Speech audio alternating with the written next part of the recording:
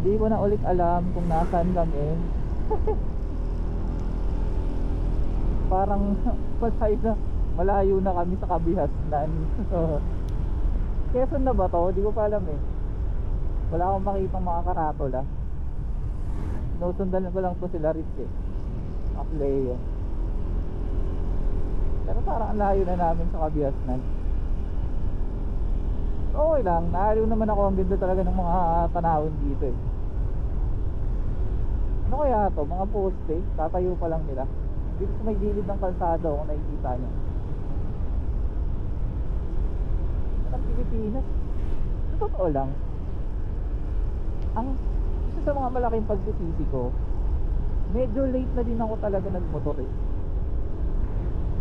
Dapat dati pa ako nagta-travel eh. Kasi ang nangyari kasi ng early to late 20s ko, hindi ko alam. Parang nag-time skip lang.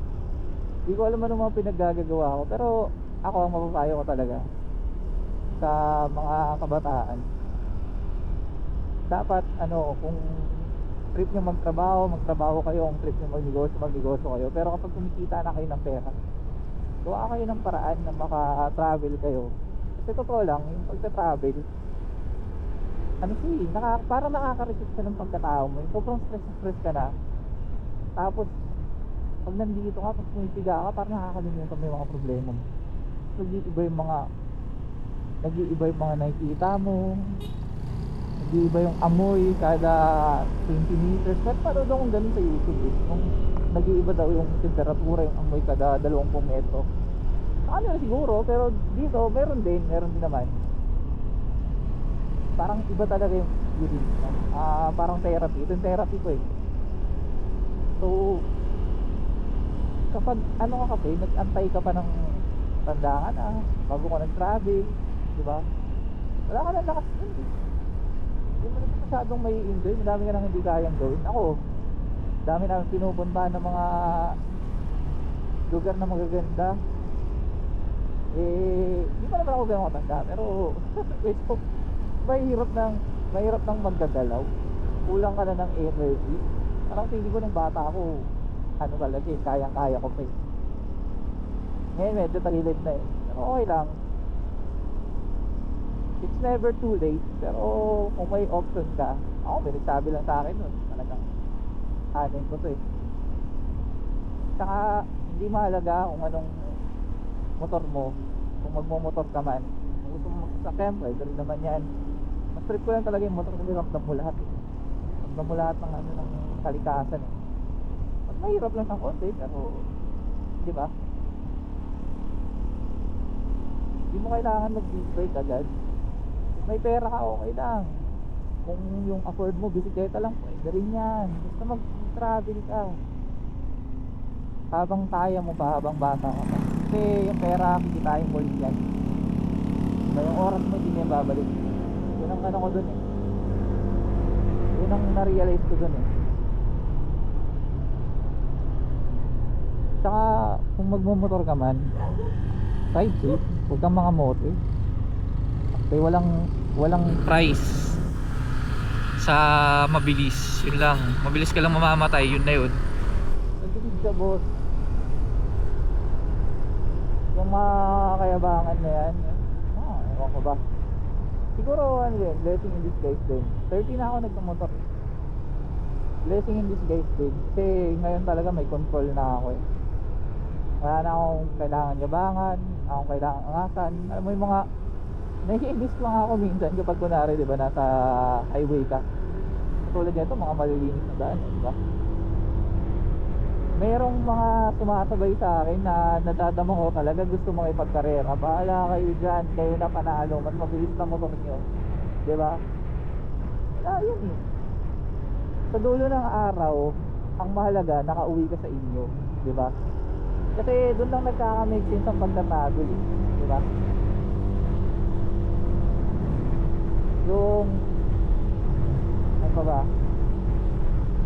Traveling only has meaning when you get to go home, di ba? Kasi kung kunwari hindi ka na babalik, hindi na traveling yun. Woo!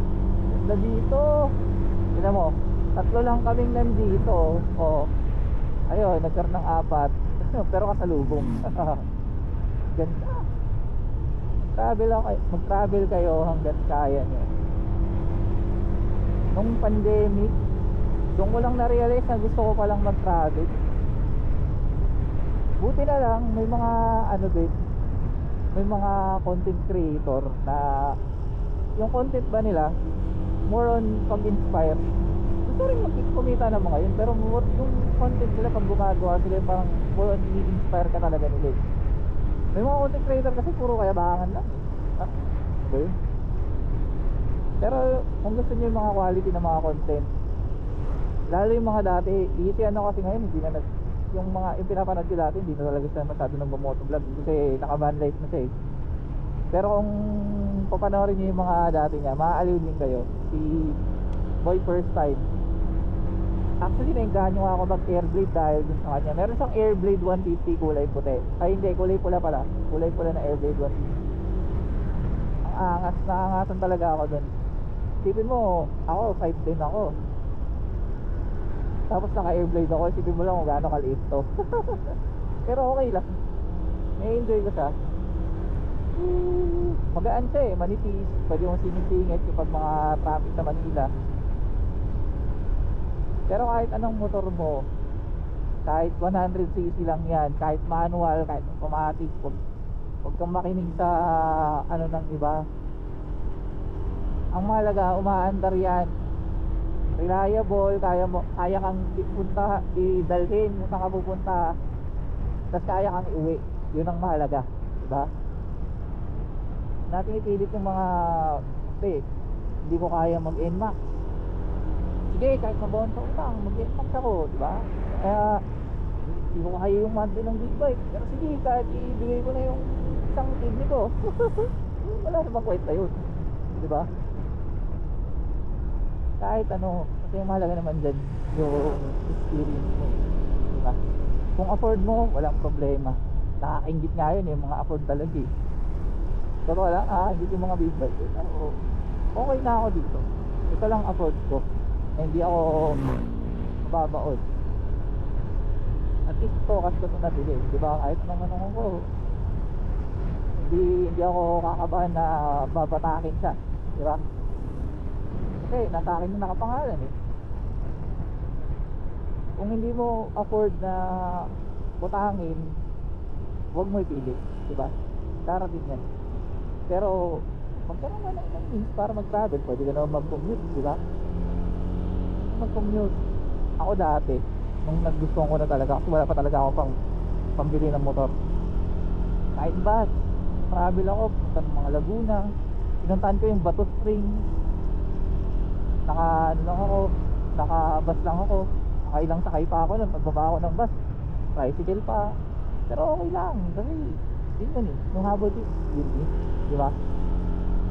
Kasi kapag matanda ka na, hindi mo na mai-enjoy yan. Ako nagsasabi sa inyo ngayon pa nga lang, 30 plus pa lang ako eh, kumakabog-kabog na eh. Ang ganda dito, ang ganda ng Pilipinas, boss. Sarap magmotor, homie.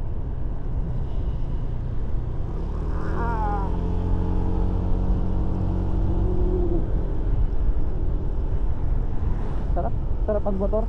Alam niyo yung isa sa mga na-enjoy ko na pagmotoran din, Palawan. Yun, angas magmotor doon. Kahit hindi ka makarating ng El Nido, pero kung kaya mo, dito talaga the best. Ako nagsasabi sa inyo, madami pang mas maganda doon pa south, pero medyo natatakot ako pumunta doon eh. Dito lang tayo mga pa north, El Nido, na-enjoy ko talaga. Ganda. Pero kahit na hindi ka lumayo masyado sa Puerto Princesa, ang daming magandang lugar doon. Kaso wala pa talaga akong camera nun, wala pa akong matinong camera.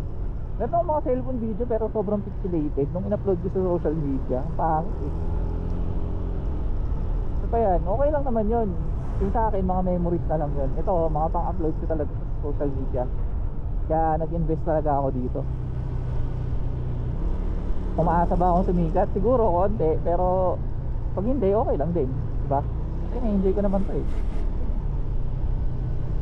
Pag na-enjoy mo doon yung ginagawa mo, parang hindi ka hassle yung trabaho ko.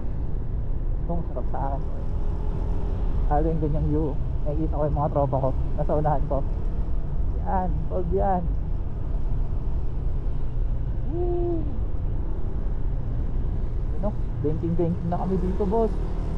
Banking. Daming tight corners. Isa pa sa mga pinaka-paborito kong daan dito. Puro banking dito eh. Yan. Andy Banking.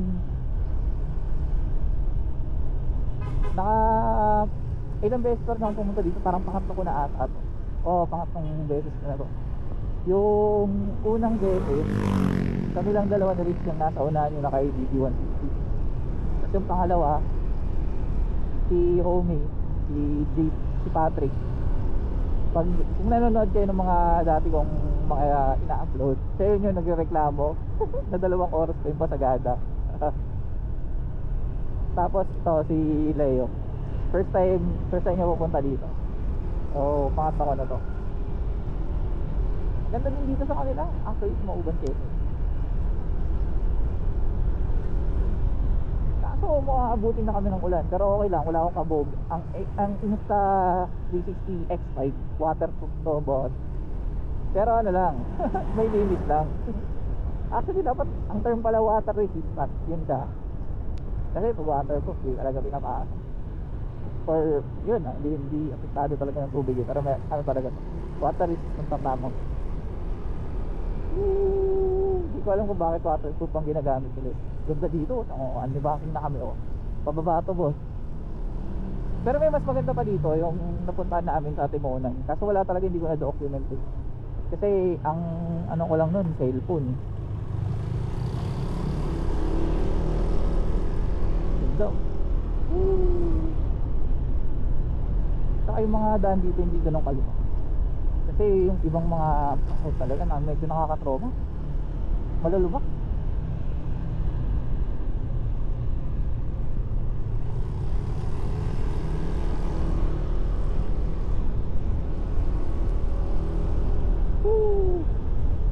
Motor dito ganda. Kaso paloobat na ako. Yung Insta 360 na X5, matagal din naman siya malobat, pero hindi pa rin yung parang buong araw ka mag-ride. Hindi pa talaga kaya. Hindi pa nandun yung technology natin. Pwede mo lang saksakan to ng Motolite na battery para buong araw eh. Tsaka ano pa pala, yun ang disadvantage na itong Airblade. Wala siyang charging port sa harapan. Hindi katulad ng NMAX. Kailangan lang ng adapter, meron na. Saka yung ADB na rin. Adapter. Hindi, yung sa kanya yata USB-C na yun. Or USB type ba? Or basta, alam ko may charger na yung kanya. So wala pa. Ang ganda ng daan dito. Malapit na kami actually. Kasi alam ko to yung daan na medyo na.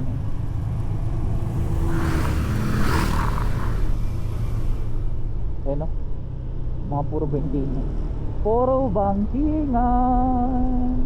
Banking dito, banking there. Ganda. Sana nare-record to lahat. Saka yung audio. Actually yung audio yung pinakabahan ako eh. Kasi hindi ko alam kung kaya ng kaya ng audio niya na i-filter out yung tunog, di ba? Pero ito na yung test. Mas maganda pa rin talaga kapag may external microphone. Mas madaling kasi kapag mga high speed na, kunwari gusto kong ipastop yung video, mayroon kasi to may voice command eh. Hindi niya minsan naririnig. Ulit-ulitin mo pa o kaya magbabagal ka. Sayang kasi yung battery din, saka yung memory. Pag gusto mong cut muna sandali tapos mamaya ulit, diba? Kasi yung battery talaga niya limitado pa talaga. Yung kinuha ko yung isa